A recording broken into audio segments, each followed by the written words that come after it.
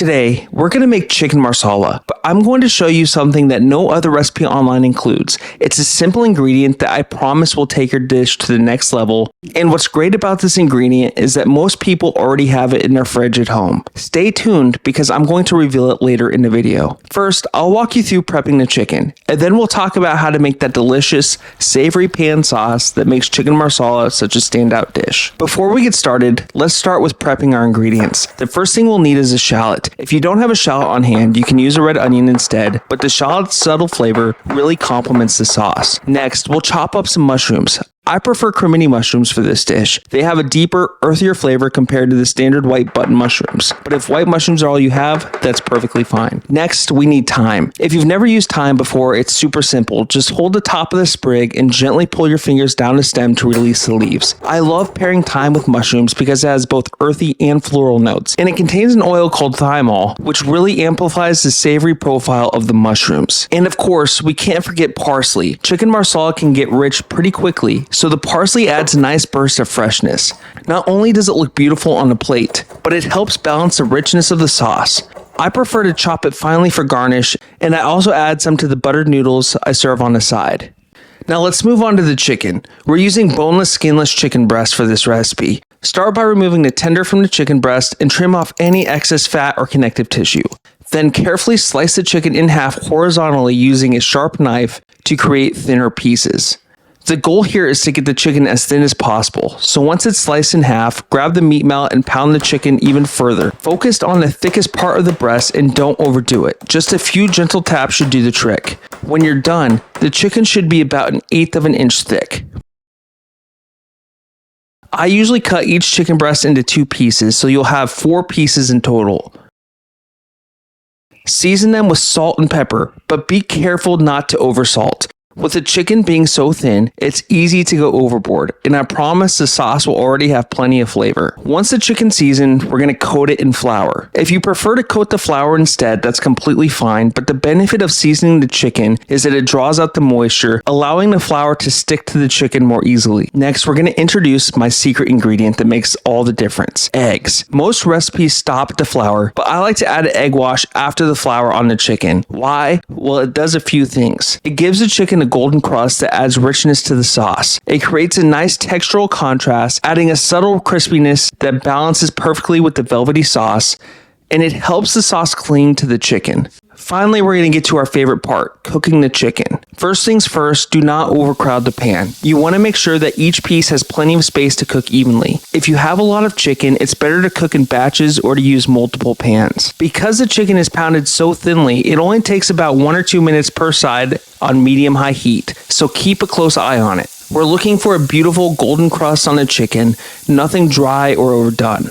Once the chicken's cooked, set it aside, and let's move on to the sauce.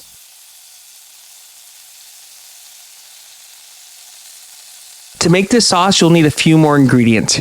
1 clove of chopped garlic, half a cup of chicken stock, half a cup of heavy cream, and half a cup of Marsala wine.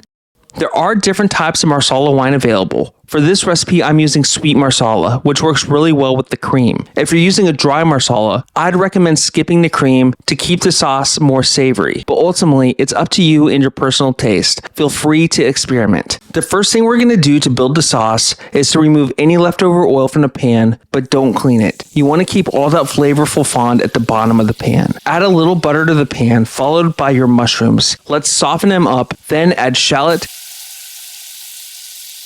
garlic, and a pinch of salt.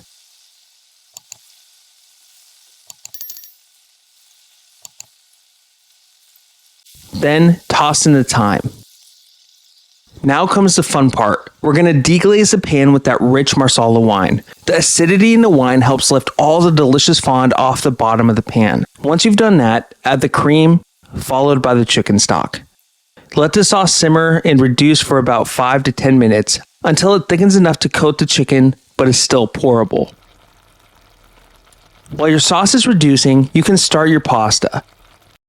I'm using spaghetti for this video, but any type of pasta you like will work just fine.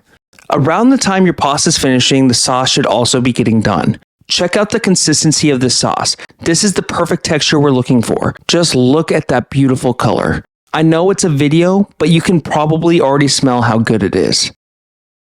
Now, return the chicken to the pan and let it simmer in the sauce for about 1 minute more to infuse all those amazing flavors. Now let's talk about that amazing pan sauce. If you're a fan of pan sauces like I am, you'll want to check out my latest video where I make a smoky chipotle pan sauce for steak and eggs. I'll link that below if you're interested.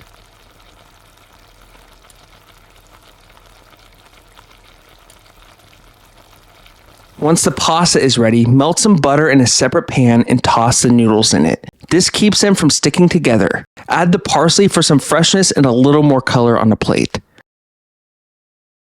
Now it's time to plate. Once the noodles and chicken are on a plate, spoon plenty of that rich sauce over the top.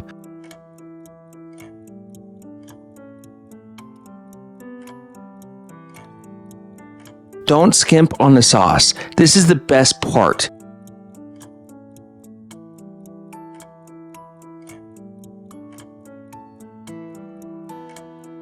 Garnish with a little more parsley, and you're done.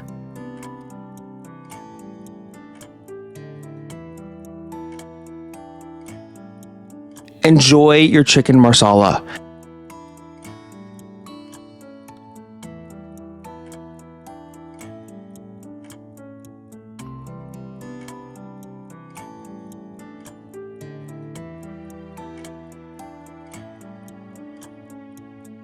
If you like this video, don't forget to subscribe so that you don't miss out on any future recipes. As always, thank you for watching, and I'll see you next time.